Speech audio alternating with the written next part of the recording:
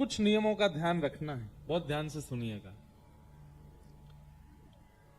सबसे पहला, अभी वैसे बहुत से लोग करेंगे नहीं, लेकिन फिर भी करना चाहिए। आपको बहुत आसान लगा होगा गाड़ी में बैठ के, बाइक पे बैठ के, या कैसे भी आ गए कथा, पर कथा के भाव में प्रवेश करना, इसके पीछे कितने लोगों का हाथ होता है आप नहीं जानते। आपके गुरु की कृपा, आपके इष्टों की कृपा, आपके पूर्वजों की कृपा, आपके माता पिता की कृपा, आपके पूर्व जन्म के पुण्य सब एक साथ फलीभूत होते हैं, तब सत्संगमं च लभते पुरुषो यदा वै, तब सत्संग की प्राप्ति होती। कई बार कथा में तो बहुत लोग आ जाते हैं, पर सुनने वाला हर कोई नहीं होता। हजारों की तादाद में, लाखों की तादाद में लोग कथा में आ जाते हैं, पर सुनने वाले 100 ही हैं, सुनने वाले 500 ही हैं, सुनने वाले 1000 ही हैं।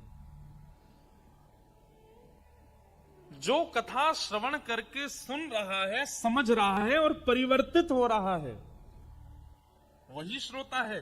उसी के इष्ट की कृपा है, उसी के गुरु की कृपा है, उसी के पूर्वजों की कृपा है। विद्यार्थी तो हजारों जाते हैं विद्यालय में, पर श्रेष्ठ विद्यार्थी गिनती के ही होते हैं जो पढ़ाई में अच्छे होते हैं। क्लास में तो बहुत सारे बच्चे बैठते हैं, पर एग्जाम पास आउट करने वाले कुछ ही होते हैं। ठीक वैसे ही कथा में भीड़ कितनी बड़ी बात नहीं, सुनने वाले कितने। और जो सुन रहा है, जो समझ रहा है और जो लागू कर रहा है जीवन में, उसके इष्ट की कृपा है, उसके पूर्व जन्म का भाग्य उदित हुआ है, उसके गुरु की कृपा हुई है, उसके पिता माता की कृपा है। इसलिए परिवर्तन की इच्छा से यदि कथा में आते हैं, भगवत दर्शन की इच्छा से कथा में आते हैं, जीवन सुखद और अनमोल है ऐसा मानकर के कथा में आते हैं, तो पूर्व आइए, अपने गुरु को प्रणाम, अपने इष्ट को प्रणाम, अपने माता पिता को प्रणाम, अपने गुरु मंत्र का जप, हनुमान जी को प्रणाम, क्योंकि मुख्य श्रोता भागवत जी के, रामायण के हनुमान जी, उन सबको वंदन कीजिए। पहला नियम। दूसरा नियम, पहले दिन जहां बैठे हैं प्रयास कीजिए 7 दिन तक वहीं बैठो। उसके पीछे कारण क्या है? वक्ता कई बार आपसे आई कांटेक्ट करता है, कई बार आपको देखता है, और ऐसा मैं अनुभव किया है कि व्यास मंच पर बैठ के जैसी कथा प्रारंभ होती है ना, वक्ता और श्रोता एक दूसरे के मन के भाव समझने लग जाते हैं।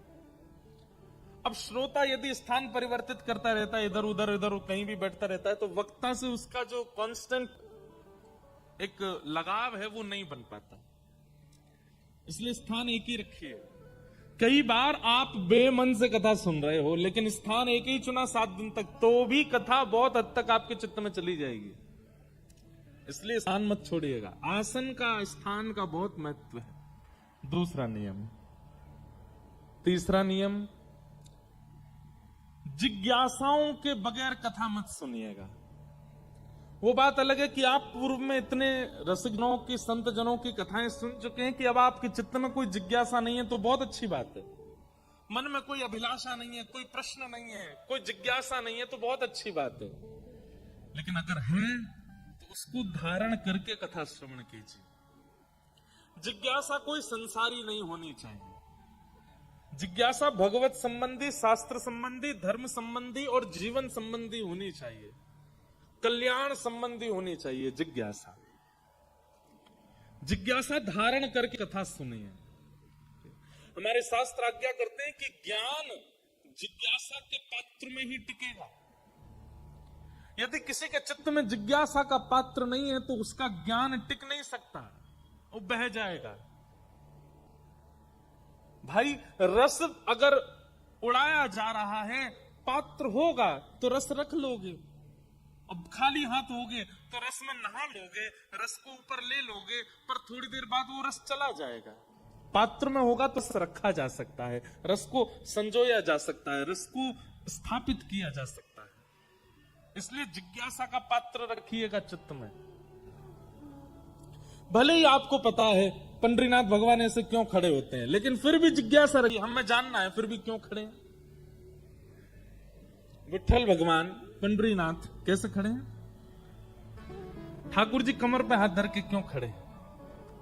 अब इसका सीधा अर्थ जो सबको पता है वो ये है कि पुंडलीक को दर्शन देने के लिए भगवान गए और पुंडलीक माता पिता की सेवा में इतना व्यस्त था कि पुंडलीक ने ठाकुर जी को एक आसन के रूप में ईंट वीट ठाकुर जी की ओर प्रस्तावित की। ठाकुर जी उस पर प्रतीक्षात्मक रूप से खड़े हो गए, प्रतीक्षा कर रहे हैं। पुंडलीक की जब सेवा पूरी हो जाएगी तो मेरा दर्शन करने आएगा। तो जैसे कोई प्रतीक्षा मतलब इंतजार करने वाला ऐसे खड़ा रहता है ना, ऐसे ठाकुर जी इंतजार कर रहे हैं। आज लाखों की तादाद में वैष्णव पंढरपुर के दर्शन करने जाते हैं। उन लाखों में कोई एक पुंडलीक जैसा है, उसी के लिए ठाकुर जी ऐसे खड़े, उससे मिलने के लिए। तो दुनिया ठाकुर जी के दर्शन की प्रतीक्षा करती है, पर एकमात्र पूरे भारत में महाराष्ट्र में पंढरपुर ऐसा है जहां पर भक्त की प्रतीक्षा ठाकुर जी कर रहे हैं। आप लंबी लाइन में लग के जब पंडरीनाथ भगवान के सामने जाते हो तो पहली दृष्टि पड़ते ही मन में भाव आता है। ठाकुर जी मानो यूं कह रहे हूं, अरे भैया कहां ते आ रहे हो, कितने दिनों बाद आए हो, देख मैं तेरी कितनी प्रतीक्षा कर रहा हूं, कब तक खड़ा हूं यहाँ पे, तू आ जाए हो मेरे पास।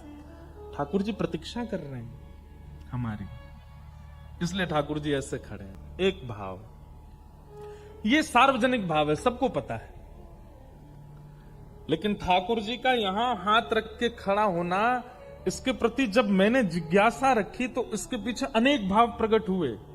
ध्यान से सुनना, ठाकुर जी ऐसे क्यों खड़े हैं?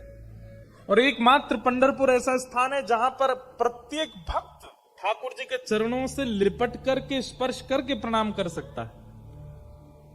ठाकुर जी मानो ऐसा कह रहे हो, तू एक बार चरणन में प्रणाम कर और तेरे ऊपर जितने संकट हैं, जितनी आपत्ति हैं, जितनी विपत्ति हैं, जितने काम क्रोध लोभ मोह जितने हैं तेरे जीवन में, सबको कह देना मेरे पंडरीनाथ खड़े हैं।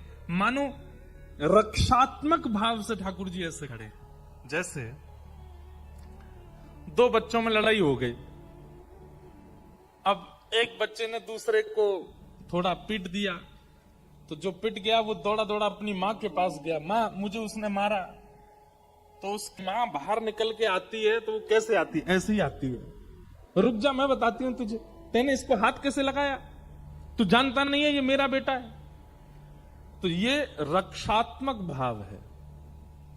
मानो श्री पंडरीनाथ भगवान के चरणों में एक बार जो वंदन करता है, ठाकुर जी उस वंदन कर्ता को पीछे खड़ा करते हैं और उससे कहते हैं तेरे जीवन के जितने संकट हैं आने दे, सबको मैं खड़ा हूं आगे, तू सुरक्षित रहे, तू आनंद कर।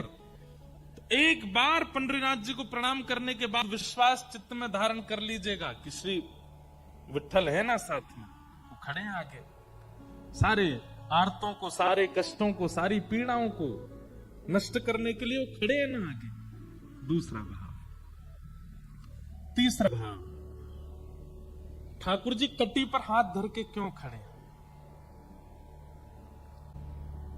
मानो ठाकुर जी हम सबको आज्ञा दे रहे हैं कि भाई मानस जी में, वाल्मीकि रामायण में, भागवत जी में, महाभारत में, वेदों में, पुराणों में, सब जगह क्या लिखा है कि भव सागर इतना गहरा है, इतना गहरा है कि पूरे विश्व के मानव उसमें डूब जाएंगे। ये संसार रूपी सागर इतना गहरा है कि इससे निकल पाना, इसमें तैरना, इससे बाहर आ पाना बहुत मुश्किल है। लेकिन ठाकुर जी मानो हम सबको ये आज्ञा दे रहे हैं, तो एक बार चरणों में प्रणाम कर, एक बार मेरा हो जा, तेरे लिए भवसागर इतना ही है, बस कमर कमर तक पानी है, इससे ज्यादा नहीं है। संसार इसमें डूब रहा होगा, पर मेरे आश्रित जो हैं, मेरे को जो भजते हैं, मेरे बताए गए मार्ग पर जो चलते हैं, उनके लिए भवसागर इतना ही है, इससे ज्यादा नहीं है। कितना सुंदर भाव। ये भाव हमारे श्री ज्ञानेश्वर माउली, उन्होंने ये भाव कहा है ठाकुर जी के ऐसे खड़े होने का, कि मानो ठाकुर जी सबको संकेत कर रहे हैं कि जो कृष्ण पथ पर, भक्ति पथ पर, भजन पथ पर चल पड़ा है, उसके लिए सागर इतना ही है, इससे ज्यादा गहरा नहीं। कमर कमर तक जहां जल होता है ना, वहां आप पूरी नदी पार कर लेते हो, आपको भय नहीं लगता। तो ठाकुर जी आप सबको संकेत कर रहे हैं, तुम्हारे लिए केवल इतना ही है, इससे ज्यादा नहीं। और पंढरपुर आप दर्शन करने जाओगे तो वहां पे विठल भगवान भी ऐसे ही खड़े हैं, रुक्मणी जी भी ऐसी खड़ी हैं, वहां जिसके दर्शन कर लो सब ऐसे ही खड़े हैं, मानो वो भी संकेत कर रही हैं, सब संकेत कर रहे हैं कि भैया तू एक बार ठाकुर जी की शरण में आ गया, तेरे लिए इतना ही है भवसागर, इससे ज्यादा गहरा नहीं है। तू निश्चिंत होकर के अपने जीवन का यापन कर, तू डूबेगा नहीं। इसलिए ठाकुर जी ऐसे खड़े हैं। बहुत भाव है, ऐसे क्यों ठाकुर जी खड़े हैं? इसके पीछे एक बड़ा गंभीर भाव भी है। ठाकुर जी मानो आज्ञा कर रहे हैं, बोले भैया कटी पर हाथ धर के मानो उदर के लिए संकेत कर रहे हैं, बोले इसको संभाल लो बस। अगर इसको तुमने संभाल लिया तो बाकी तुम कुछ करने की आवश्यकता नहीं, क्योंकि जीवन में जितने पाप होते हैं, जीवन में जितने दुष्कर्म होते हैं, जीवन में व्यक्ति जो कुछ भी करता है वो कई कहते हैं पापे पेट के लिए करता है। इसको संभाल लो बस, ठाकुर जी संकेत करने, बाकी कुछ भी करने की आवश्यकता नहीं, इसको संभाल लो, इसको जितना हो सके सीमित रखो, तुम्हारा जीवन आनंद। बहुत सारे भाव हैं, ठाकुर जी ऐसे क्यों खड़े? ये कैसे प्रकट हुए भाव? जिज्ञासा। अगर जिज्ञासा नहीं होगी तो हम एक ही भाव में आनंदित हैं कि हाँ ठाकुर जी ठीक है, पुंडलिक के लिए ऐसे खड़े हैं, पर जिज्ञासा प्रकट हुई तो अनेक भाव प्रकट हो गए, ठाकुर जी ऐसे क्यों खड़े हैं? और दूसरे भाव, हमारे रास में, वृंदावन में ठाकुर जी रास करते हैं तो किशोरी जी नृत्य करती हैं उर्ध बाहु होकर के, दोनों भुजाएं आकाश की ओर, और श्री ठाकुर जी नृत्य करते हैं कटी पर धारण करके। और रास में ठाकुर जी का आगमन इसी प्रकार से ही होता है। एक प्रकार से रास राशेश्वर भगवान का दर्शन आपके महाराष्ट्र में श्री पंढरपुर में है, पंडरीनाथ भगवान ये रास राशेश्वर हैं, रास कर रहे हैं।